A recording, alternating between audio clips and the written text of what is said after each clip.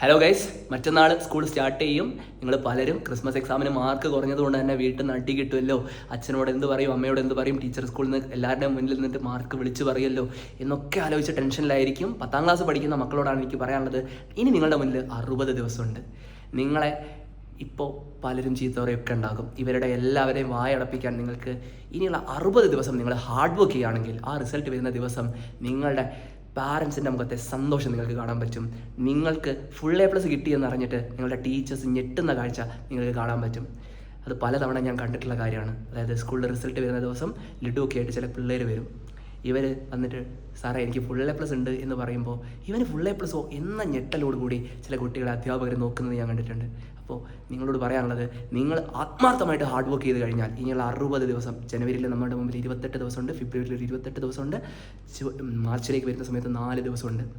ഈ ദിവസങ്ങൾ കൃത്യമായിട്ട് ഫോക്കസ്ഡ് ആയിട്ട് മക്കളെ പഠിച്ചു കഴിഞ്ഞാൽ നിങ്ങൾക്ക് നല്ല സ്കോറിലേക്ക് എത്താൻ പറ്റും.